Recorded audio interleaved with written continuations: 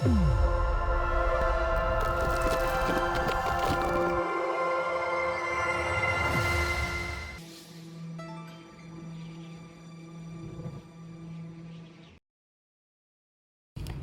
بوتاتات كحب أدخل كلوسي كم زي الرأي كوينو كحب ألو زخل مجدتات هلو نحنا خاين فلتون خلو إن هلونا هو بمسارته عليها وعدلو زي قدم زنبرن حجي زلون يفعلالي مسجيزي مالتي زي حجي قدم زنبره عينت تباهيلو زفلت جن حجون كله يخيليو بمطانو مالتي انتايو اتي قلوت دخونه overt racism دبال overt discrimination دبال قلوت زخونه عينت مالتي قاليهم تايلهم صعوه old fashioned racism ولو حجي زي انتايو لك عمزهم اب امريكا حجي زوم white supremacists ወይ ድማኒ እዚ KKK دبالو زيم ኩክላክስ ክላን دبالو ንሳቶም ዘካይድዎ ዓይነት ግሉጽ ዝኾነ racism አሎ ማለት ኣብ ኣውስትራልያ ሲ white Australia policy دبال ነይሩ بግልጺ ጻዕዳ እንድሕር ደይኮንካስ ኣብ ኣውስትራልያ ክትነብራ ይፍቀደልካን ኢሚግሬት ክትገብራ ይፍቀደልካን ነይሩ ማለት ኣብ ኣሜሪካ ጂም ክሮው دبال ነይሩ ስርዓት ንጸለምቲ ዝደቁስ ኣብ ዝተፈላልየ ባይታታት ማለት ነይሩ ማለት ኣብ ሳውዝ አፍሪካ ሲ አፓርታይድ ነይሩ እዚ ግሉጽ ዝኾነ ዓሌታውነት ማለት ኣብ ናዚ ጀርመን ድማንት ሆሎኮስት ንብሎ ማለት እዚ ሕጂ ግሉጽ ዝኾነ ዓሌታው ኣለዎ እዚ እና ተጸልአ ወይ ድማኒ እና ተኾነነ ኣብ ዓለም ደረጃ ኣብ ዓለም ለኸ ደረጃ እና ተኾነነ ምስ መጸ እቲ ዓሌታው ኣሎ መጠኑን ዓቐኑን ወይ ድማኒ እቲ ኔቸር ወይ ድማ ትናቱ ባህሪያት ናለወጠ መጽ ማለት እዩ ሕጂ ኣብ እንታይ ድበሃል ማዕቢሉሎ ኒው ሬሲዝም ድበሃል ሓድሽ ዓይነት ዓሌታው ኣሎ ድበሃል ኣሎ ወይ ድማ እንታይ ኢሎም ጽውዕዎ ሳትል ሬሲዝም ድብልዎ ማለት እዮም ወይ ድማ ከምዚ ልእም ድበለ ወይ ድማ ዘይልለ ሕብእ ዝበለ ዓይነት ዓሌታው ኣሎ ዝባሃል አሉ ማለት ብዝተፈላለየ መልክዕን መጠንን ይግለጽ ማለት እዩ ሰባት ሕጂ ብግልጺ ከይጸርፉኻን ብግልጺ ከይኩኑንኻን ይኽእሉ እዮም ግን ብገለ ገመዳይካ አይረአ ማለት ከም ኣብነት ከም ጻልካሲ እንታይ ንስኻስ ምስ ከድካ ሓደ ቦታ እንድሕርዳኒ ኣብ ሓደ ጻዕዳ እንድሕርዳ ረኺብካ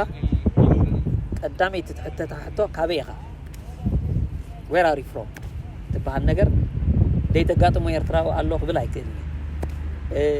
إذا نعانا تراي ديكون النزقون يكون أفريقياوي بمغنيات حبر قربته من الوقت دك خال عليتهم كم مالتهم كابيها بزحات نقولون يوم كاب شاي قلياتهم كاب كوريا خلو كم Chinese assumed كوينهم treated كبار إذا ما يراي كاب سريلانكا مسيم كله ወይ ካብ ሲንጋፖር መጽም ከለው ከም ኢንዲያንስ ተቆጽሮም አሲምድ ተቆወን በቃ ወይ ካአኒ ሓደ አሲምድ ማለት እዩ ተቆውን ማለት እዩ ወይ ካአኒ ትሕተት ማለት እዩ ካበይ ኸመጽኻ ግን ድሕር ንስኻ ኣነ ሕጂ ካበይ መጽኻ ድሕር ኢልካ ንሲ ካብ ታርኔት ትባል ኣብ ሜልበርን መጽ ድሕር ኢለ ንሓደ ጻዕዳ ድሕር ከም ኣይለ መሊሰሉ ኖ ኦሪጂናል ካበይኻ ይድለካ ንስኻስ you don't belong here ኣብዝ ናይዛ ኣይኮንካን ከስለዚ ካበይ ኸመጽኻ እዚ ሕጂ ሳትል ዓይነት ናይ ሬሲዝም ምናልባት ከምዚ ፓራኖይድ ንዛረብ ዘለና ፓራኖይድ ኮይና በቃ ሁሉ ዲዮም ዚኦም ሬሲዝም ዝብሎ ክንብል ኣይ ከይንብል ምንታን እንታይ እዚ ኣብ ንኹሉ ዳርጋ ደጋጥሙ ደሎ እዩ ዳ where are you from መስኣተ ተሓይዛ ትኸይድ እንታይ ኣላ ንስኻ ኣብ ሓደ ዩኒቨርሲቲ እንዳዳ ራእይኻ ወይ ኣብ ሓደ እንዳዳኒ ሳይንቲፊክ ኮሚኒቲ እንዳዳ ራእይኻ ወይ ድማ ኣብ ሓደ ማኔጀሪያል ፖዚሽን እንዳዳ በጽሕካ ወይ ገለ እንዳዳ በጽሕካ ዋው you must be smart ወይ ድማ ንስኻስ ፍሉይ ኢኻ ማለት እዩ ዓይነት ተባሂልካስ ትረአ እንታይ ማለት እዩ ንስኻስ you don't belong here ኣብዚ ክትክህሉ ድኻልካስ ንስኻስ ሓደ ጂኒየስ ክትኮን ኣለካ እምበር ከመይ ኢሉ ካብዚ ኸመኻ ዓሌት ከም ዝወፅእ ዓይነት እያ ማለት እያ እታ ኣባሃላ እንድሕር ዳኣኒ ናብታ ሎጂካል እንድሕር ወሲድካያ ማለት እያ حجي إذا نجارزي عليتاو أدلو ب ساتن بزخانة من جدي يرى الله مالتي أبا أستراليا حجي أنت قالوا إذا where are you from تبل نجار إيه عند حد أني ناب انتشمو بوس دوا خلو إذا where are you from بقلت سخدر أقول أنت كوينا مسيلك أب حد وانسي أب تسعن أب كلتشان حمشتن كرونو لا أبز بهالبيتش ناي أستراليا انتشمو حدا قبل عليه هنداين استفدت أنا نجارني عليه تاو أدلو مالتي بقلت مالتي حجي إتا where are you from نام تاي تغيره go back to where you came from نابتز زمت أخلو تملس إذا حجي سبات كسوخرو خلو ويقله قبرو خلو بقلت يوتوا جن اتوم white supremacists دماني بقلت زبلوا مالتي نابتي زمت أخلو تملسو حدا أبزيانا أستراليا سي race discrimination commissioner نيرو تيم سوبلماسان دبال نيرو نص حنت مصحف صحيح تايتبل do not go back to where you came from نزيات تعرن مالك نابتز زمت خلو عيت ملس نين أتاك قبر سلز دلي نزع عينت زمان ساتل دنبرة قالي حنس حدا جيزي بتشقيلو over تيقون بقلت يره حدا جيزي ساتل كوين ترايتر بمقنع بتمام تطراي خي قصر بتحت تطراي نتصل ناب نتسي انتاي نحنا أنصارنا يو حجد كايد له على تأدلو خبلو تمز reverse discrimination كايد له علينا دبال زي أنصار زي affirmative action دبال إذا نتي استنبره is injustice ويد ما زي فتحاول نتس نعوس نمسجان ويد ما نقرام تباهيلو نزكايد كل بوليستات مقام عنه مالتي أنصار سدتنيات بزيهم نابلكا مع زمزام زحجي تي نيو فورم حدش نلكعناي عليه توا أدلو خوين مسألو مالتي قال كم من أيديولوجي تقاوم زلخا إيه تكون نتوم نعم نتعلم أمريكا نعم نابرو من قالين كم حيش زجبر بوليسيتات كم حدا ناي كومينيزم قال غيركا مقراب الله مالتي ወይ ካለ ብዙሕ ነገራት አለው አብ ዝዋን እዚ ዓሌታው አለው በመልክዕ ናትካ ፕሪቪሌጅ ከምስተወሰደ ደልካ ጌርካ ምርአይ አለው ማለት ሕጂ ዋይት ፕሪቪሌጅ ብሎ ማለት እዩ ነትናትካ ዝነበረካ ነገራት እዚ በቃ ንሕና እኮ በቃ ተኾኒና ንሕና እኮ ከምዝ ኮይና ኢልካ ኮምፕሌን ምግባር ብጻዓዱ ዝረአ ማለት እዚ ኩሉ ነገራት እዚ ሕጂ حدش ملكعنا عليتاوي أدلو ويدما عليتاوي أملاخاختا مالتيو كوينو يقرب على بزوان سمالك البوليس ملكع خون بيستفل عليه ملكع خون غير مالتي سلازي سنتي قالو حبو قالو قلوص قالو مالتي نبزحات قاطمنا يخيري ابنا براناس علتاو كنريو نخلينا ابنا يسرح بوتا ناس علتاو كنريو نخيرو نغاريز مالتي نسقاس تنصال كم دلخا تغسه كم زلخا بمغنيات حبر قربتك مالتي كمز عينات زي كتستفل تخليها اذا حجي تحبو عينات نبلو مالتي ادلو حجي سخا ازغلو دتنا عكايسي ابنا عنا نهزبنا زطقم نعنا خوينا ندقنا خنكون تغاطمنا خلص انتاي انتغبرنا يحايش مبلك برغص مجمريا خبلو زقل انتايو عليتاو ادلو مجمريا نعخا قداي كقبرك هاي قيلي بفلاي نحنا حجي انتاينا ماينوريتينا ويدماني كابتوم بوزحانا يكوننا كابتوم عبللتي يكوننا سلازي قبل علينا بمغنيات حبر قربتنا بمغنيات مبقولنا بمغنيات سدتنيانتنا بزي مغنيات زي كمصانا كغاطمنا يختخولو الله قبل عل دقنا كغاطم خيل قبل علينا كغاطم خيل مالتي ازي ناب زيت دلي سنا امراو قلولاو ناب سنا امراوي صقماتن صعبيناتن منتان كيمعبل امودما ابت حبرتسبن ابانا اب سدرانا اب غلينا اب دقنا هاسيا منتان كيورد مجمريا دلينا ነገር እንታይ ብዛዕባ ዘአፍልጦ ይልልና ማለት አፍልጦ አዌርነስ ይልልና ማለት عليتاو ادلوس ابزي معرابو حبرتسب كم زلو كم زغاطم بفلاي كانا خمس خمانا مالتي كم زغاطم ازي خغاطم كله خاني كم يجرنا كن مكتوه قم دقبعنا إذا نفلت يدلينا مالتي مغنياتو سعبينو حساي كون سلازقل إذا حجي مفلات حدا نجاري مسفلت كاي خا يجر كاخت عليو كم زقبع كون أزيو أقداسيو مالتي حجي إذا خقاتم مجمرة خقاتم كله انتهي مقباري دلي نزي نجارز خنت عرارة خنقل علينا هذا مالتي كله نجارات كريبورت خنقبرون خنقل علينا إذا خقاتم كله مغنياتو زي حقاوي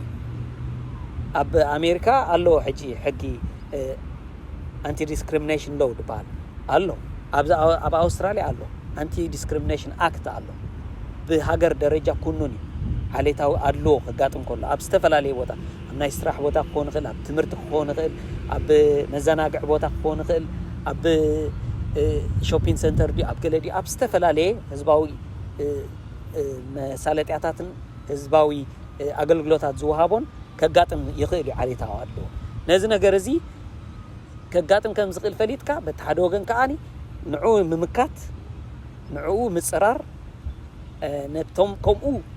زغبرو دماني نا حق مقراب ازي اقداسي بخمزي ابزي حبرتسب ازي انتي كتغبر تقل وحسنتنا هي حبرتسبكا نايتي كوميونيتي ناتكا خترغاغز تقل مالتي نحنا نخالوت كنفلت كنصعر كنقل علينا مالتي ازي عليتاونت ايملكتننيو ازي نايتهم منتاشمي الكاتراي كتغوسيو ايغبا كان مغنياتو نخمز خماخا حبرتسب زغاطم زلوي نخمز خماخا وغنات زغاطم زلوي يتسعبين دما ازيو حساي نحنا حج مبزحتنا ناي قداماي ولدوكم كون نقل ناي كالاي ولدوكم كون نقل بفلا يابكم زن دقنا غلغن ريل تايم يوم زغاطمو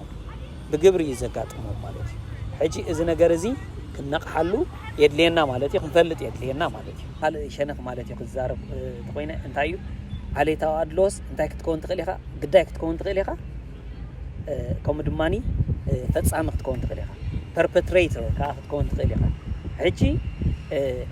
نسخا عليتاو ادلو غباراي كوينكا كايتركب دما خنقح يغباكا مالتي نسبات سي كمزا زبلنا بمخنيات تي ناتوم بريروغاتيفز ناتوم باري بناتهم طباي بناتهم تغبار داخل عقنهم يغبا كامبر بمخنيات مبقولهم بمخنيات حبرهم بمخنيات عليتهم بمخنيات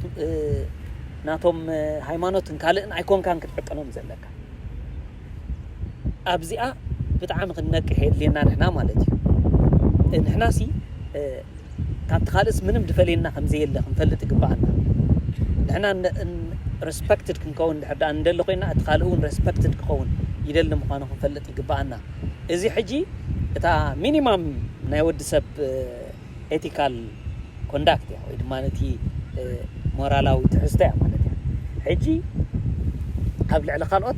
عليتاوي علون افلالاين كيتغبر منتان نسخ نقحد ليكا بمنتاي عين سبز زمزنو زلخو يلكا نرسخ كتغمغم يليكا مالتي اتي فصاماي كوم يخغبر دلو ولا تصعدا يكون ولا تصليم يكون ولا ودي خلا عرب يكون ولا تشاينا يكون ولا خلا يكون سي نرؤسو انتاي من زغبو مالتي نسو سب مخانو تخبصايو خا كوم سب مخانو كابي عليت كابي قلب زي قدس كوم سب مخانو خبلت كخلالو كمتا بكريستنا كوقما تبلالا كنت سب كغورلكم تدليو كوم خان خالوت غورلهم يبلنا مالتي تممرحي حجي لكعهمو نسخه اتخالقون كمز خماخا كخبرن كمز خماخا كرئن كمز دلي كتفلط يغباكا مالتي حجي تا نينينا نابز ننصا زلنا تا امباثي مالتي حجي حنت خابتن ن عليتاوي ادلو ان مكتلن منقد انتايا امباثي بمعبال ወይ ድማ ንስኻስ ኣብትናይ ተኻልእ ንነብስኻ ምእታው ኣብ ጫማ ካልእ ምእታው ማለት ስምዒቱ ስማዓካ ምግባር ስምዒቱ እትናቱ ነገራት ኩሉ ድሌታቱ ዊንታታቱ እትኩሉ ነገራት ኮታስ ናቱሲ ክስማዓካ ከሎ ነቲ ሰብት ኣድለው ኣይትገብረሉን ኢኻ ምክንያቱ ንስኻ ኣብኡ ይኸድልኻ ሕጂ بخمس من قدي خنري عاي قبانا إذا مسارة مورا لاونت نديو منالبات نت خريستيان كأزيادة خاني እዚ ነገር ሓላፍነት የሰክሞ እቲ ስክሪፕቸርስ ማለት የሰክሞ ማለት ስለዚ ዓሌታው አድሎ ብኩሉ መዐቀኒ ውጉዝ ምዃኑ ምስ ዘይሕጋው ምዃኑ ሕጋውን ኣይኮነን ንስኻ ዓሌታው ኣፈላላይ ክትገብር ከለኻ ንስኻ ሕጊ ተፍርስ ከም ዘለኻ ብሕጊ ናይቲ ሃገር ክትቅፅዕ ከም ዝግባእካ ክትፈልጥ ይግባእካ እዚ ነገር እዚ እንድሕር ዳ እንዳነቃሕና ኣሎ ኮይና ኣብ ልዕሊ ካልኦት እውን ዘለና ኣመለኻኽታ እናተቀየረ ንሰባት ከም ሰባት ከነኽብሮም ንጅምር ማለት እዩ እዚ ኣድልዎ እዚ ብግለሰባት ጥራይ ድዩ ወይስ ብዓብይ ደረጃ እውን ከጋጥም ይኽእል ይመስለካ? ዓሌታው አድሎ ኣብ ሰለስተ ይምቀል እዩ ተመራመርቲ ናይ ዓሌታው አድሎ ከም ዝሕብርዎ ኣብ ሰለስተ ይምቀል እዩ ንሱ ከዓ እንታይ እዩ እቲ ቀዳማይ እንታይ እዩ እዚ ክንልዕሎ ፀናሕና ኣብ ውልቀ ሰባት ዝካየድ ኣብ ልዕሊ ውልቀ ሰባት ዝካየድ ማለት እዩ ኢንተርፐርሰናል ሬሲዝም ከምኡ ድማ ኢንተርፐርሰናል ዲስክሪሚኔሽን ዝበሃል ማለት እዩ እቲ ካልኣይ ኢንስቲቱሽናል ሬሲዝም ዝበሃል ማለት እዩ ነዛ ቃል እዚኣስ ኢንስቲቱሽናል ሬሲዝም ትበሃል ኣብ 1960ታት ኣብ ሕብራት መንግስታት ኣሜሪካ ኣብ ተቃላሳይ ናይ ሲቪል ራይትስ ሙቭመንት ዝነበረ ኣብ ምስ በዓል ማርቲን ሉተር ኪንግ ማልኮም ኤክስ ዝገለ ዝነበረ ማለት እዩ ስቶክሊ ካርማይክል ዝበሃል ኮይን ዝገበራ ነዛ ኢንስቲቱሽናል ሬሲዝም ትበሃል ማለት እዩ እዚ ሕጂ እንታይ እዩ ብደረጃ ትካላት ወይ ድማ ብደረጃ ሃገር ብደረጃ ናይ ሃገራዊ ትካላት ዝፍጸም ማለት እዩ እዚ ሕጂ ከም እንታይ እዩ ናይ ግድና ኣይኮኑን ሰባት እቶም ሰባት ከም ውልቀ ሰባት ዓሌታዊ ኣድልዎ ዝገብሩ ክኾኑ እንታይ ደኣ እቲ ትካል ብመሰረቱ ንሓደ ወገን ኣድልዩ ዝተመስረተ ስለ ዝኾነ እቲ ሕጊ ክኸውን ይኽእል እቲ ሕጊ ንገለ ወገናት ፀቒጡ ንገለ ወገናት ዘድሉ ኮይኑ ስለ ዝተመስረተ በዚ ምክንያት እዚ እቲ ብመሰረቱ እቲ ትካል ኣድልዎኣዊ ትካል ክኸውን ይኽእል ከም ኣብነት ክንጠቕሶ ንኽእል እንታይ ማለት እዩ ኣብ ኣውስትራልያስ እንታይ ነይሩ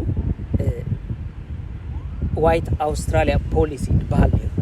ሕጂ እንታይ ብመሰረቱ ደቂ ካልእ ፃዓዱ እንግሊዛውያን እንተደይ ኮይኖም ደቂ ካልእ ዓዲ ከኣቱ የብሎም እዚኣ ናይ ፃዓዱ ዓዲ ክትከውን ኣለዋ ዝብል ኣብ ሕጊ ዝተነድፈ ኢሚግሬሽን ሬስትሪክሽን ኣክት ዝበሃል ነይሩ ማለት እዩ ኣብዚ እዚ ሕጂ ሰባት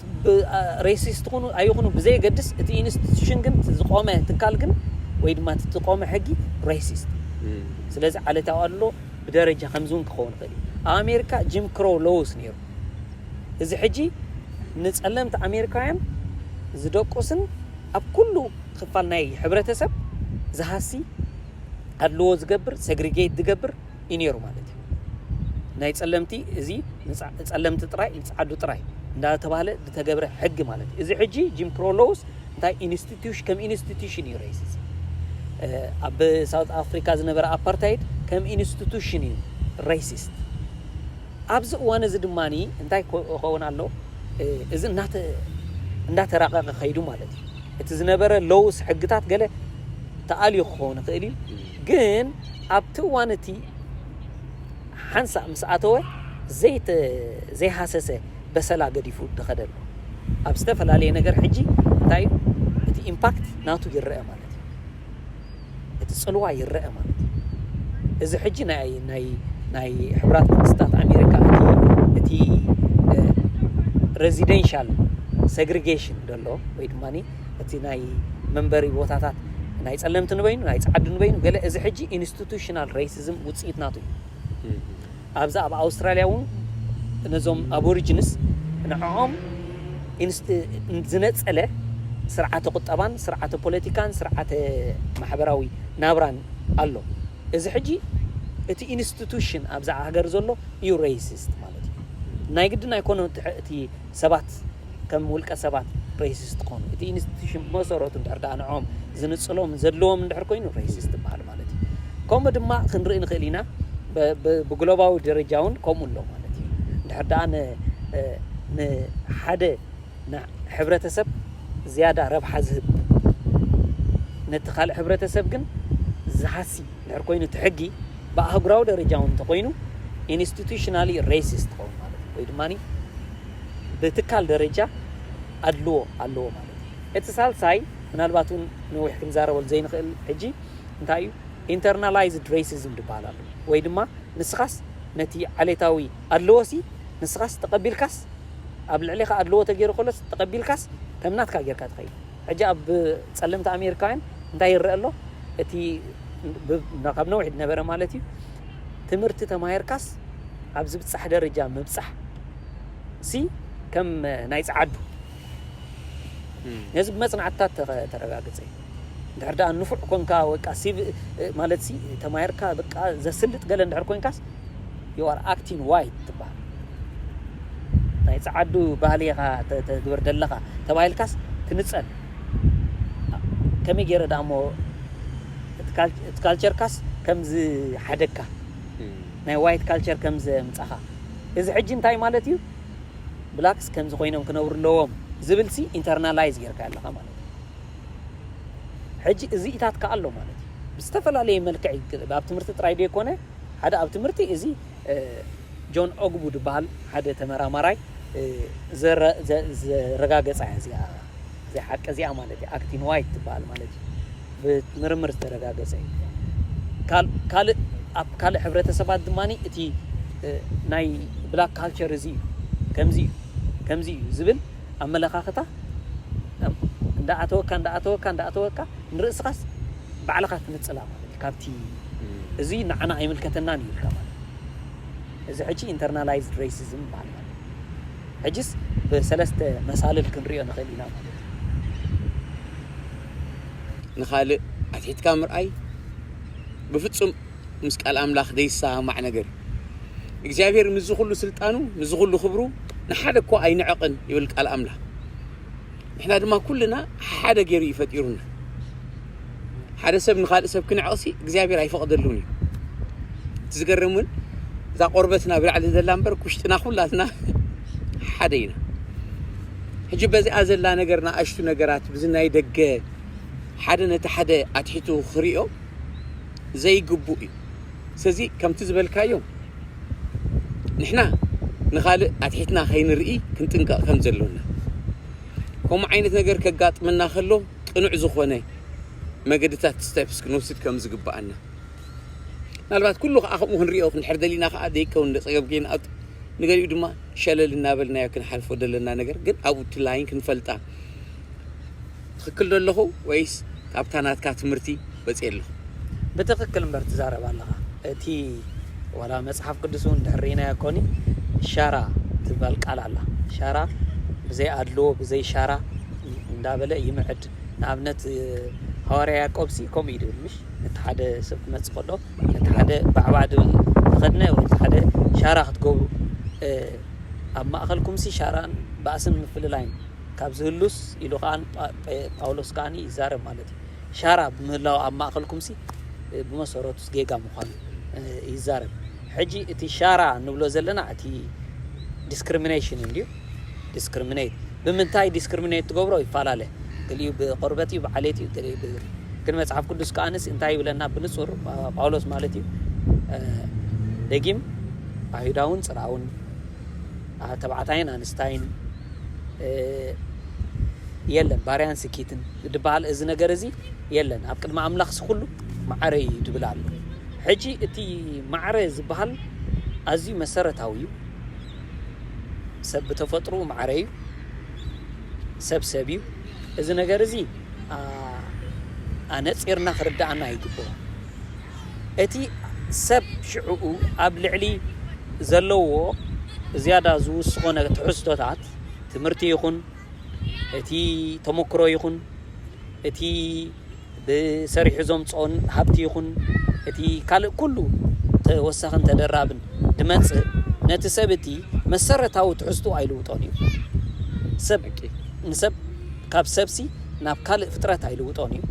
ናብ ካልእ ዓሌት ኣየስግሮን እዩ ናብ ካልእ ነገር ኣየስግሮን እዩ እቲ ሰብ ኩሉ ድሕር ዳ እንታሽም ጌርካያስ ጥራየ መጽና ብዛ ምድሪ ጥራየ ከኣየ ድኸይድ ኢሉ እዮም ከማይ እቲ ሰብ ግን እቲ ካልእ ኩሉ ዘለዎ ትሕዝቶታት ገለ ንዕኡ ብፍሉይ ሰብኣዊ ትኩረት ከሪኦ ዘለዎ ምክንያት ኣይኮነን لكعهم دما أتي حبر جس نبلو أتي ጨጉሩ ዓይኑ በሎ ወላ خالق ነገራት ከም ድማ እቲ ዝኣምኖ በሎ እቲ ዝመጸሉ ዓዲ በሎ እቲ ዝመጸሉ መበቆል በሎ ኩሉ ነገራት እንታይ ነት ሰብቲ ሰብ ከም ምዃን ኣይቂሮ ኦኬ ንሰብ ከም ሰብ ትፈልጦ ማለት ይሽዑ እንታይ ይኹን ብዘይ ገድስ ንሰብ ከም ሰብ ክትፈልጦ ቆለኻ ኣብዚ ሓደ ዓቢ አቺቭመንት ኣምፂኻ ኣለኻ ማለት እዩ ንስኻስ ሙሉእ ሰብ ኮይንካ ዘብለን ዘሎ እንታይ ማለት እዩ ንስኻሲ ነቲ ብጻይካስ ልክዕ ከመኻስ ክትሪኦ ጀሚርካ ሓደ ዓቢ አቺቭመንት እዚ I think ኣምላኹን ከምኡ ክንከውን እዩ ዝደልየና ንሰባት ከም ሰባት ክንሪኦ ድሕር ዳኣኒ ክርስቶስ ካብ ሰማይ መፅኡ ድሕር ዳኣኒ ሰብ ድሕር ዳኣኒ ከድሕን ንጸሊም ኣይኮነን ንጻዕዳ ኣይኮነን ንቀይሕ ኣይኮነን ጨጉሩ ተሪራ ኣይኮነን ጨጉሩ ለምሽ ኣይኮነን ነዊሕ ጨጉሩ ሓጽር ጨጉሩ ኣይኮነን ንዓይኑ ጨምጫም ወይ ንዓይኑ ፍሩይ ወይ ንዓይኑ ገለ ኣይኮነን ንሰብ ሕጂ እዚ ነገር እዚ ወላ ከም ክርስቲያናዊ ፕሪንሲፕል ወይ ድማ ከም ክርስቲያናዊ መትከሉን ንጹር ብዛዕባ እዚ ማለት እዩ ድሓር ኣብ ተግባር ክትመጽእ ከለኻ ከዓ ንሰባት በተሓደ ወገን ኢኳሊቲ ምሽ ንብል ኣለና ናብ ደቂ ሰባት በተሓደ ወገን ከዓ ኤኩዊቲ ድባል ከዓ ኣሎ ማለት ኤኩዊቲ ከዓ እንታይ ኣምድሎ እዚ ንሰባት ምድልዳል ሓንቲ ትፈትዋ እንታሽሙላ ስእልላ ሕጂ ብዙሕ ግዜ ትዝርጋሕ እንታይ ሓደ ሰብኣይ ኣብ ሓንቲ ስቱል ጠጠው ኢሉ ብልዕሊ ትቐጽሪ ይርኢ ሓደ ከኣኒ the same size ስቱል ተዋሂባቶ ግን እቲ ሰብ ተሓጺር እዩ ሕጂ ነታ ስቱል ነታ ቀጽሪ ኣብዚ ትበጽሓቶ ክሪኤ ኣይከኣለን ነት ሓደ ቆልዓ መጽዩ the same ስቱል ተዋሂባቶ በቃ እቲ ቀጽሪ ከምዚ ኢልዎ ማለት እዩ ሕጂ ምንም ክሪኢ ይከኣለን እዚ ኢኳሊቲ ኢሉ ኣብ ታሽ ማለት ኣብ ባይታ ክግለጽ ከሎ ማለት እዩ ኤኩዊቲ ከምጻ ከሎ ግና ነቲ ነዊሕ ሰብኣይ ሕጽር ዝበለት ስቱል ተዋሂባቶ ስለዚ ፐርፌክትሊ ይርኢ ነቲ ዝካየድ ዘሎ ምርኢት ማለት እዩ እቲ ሓደ ምእክል ድበለት ስቱል ተዋሂባቶ ስለዚ ጽቡቕ ገይሩ ክርኢ ይኽእል ሱቃት ነቲ ምርኢት ማለት እዩ ነቲ ቆልዓኻ ልዕል ድበለት ስቱል ተዋሂባቶ ሰኣባ ደይቡ ኸኣኒ ብትኽክል ማዕረ ኮይኖም ሰለስቲኦም ይርእዩ ማለት እዩ ሕጂ ኣብቲ ኢኳሊቲ ሲ ኣብቲ ኦፖርቹኒቲ ጥራይ ኣይኮንናን ከዓ ክነተኩር ድግባአና ኣብቲ ኣውትካም ከዓ ክንርኢ ክንክእል ኣለና ብኩሉ ሸነኽ እዩ እና ክንርኢ ዘለና ማለት እዩ ሕጂ ንሕና ጥራይ ንኩሉ ሰብ the same ቅርሺ 50 ቅርሺ ጥራይ ኣይኮነን ማለት እዩ ነቲ ዘለዎ ዝያዳ ይኮንካ እንትቦ ነቲ ዝጎደሎ ከዓ ዝያዳ ክትቦ ኢኻ ማለት ሕጂ ከተደላድሎም ማለት እዩ ካብ መጠን ላዕሊ ከመስግነካ ደስ ይብለኒ እግዚአብሔር ኣምላኽ ቤትካ ዕዮኻ ቤተሰብካ ደቅኻ ይዋርኸልካ ናይ ሓቂ ብሽም ፍረ ፕሮዳክሽንስ ኣዚና ነመስግነካ ናይ ሓቂ ትገብሮ ዘለኻ ዕዮ ደስ ይብለኒ ቀጽል ኣማን ሓወይ ተባረኸልኝ يغني لي داني سيتبارك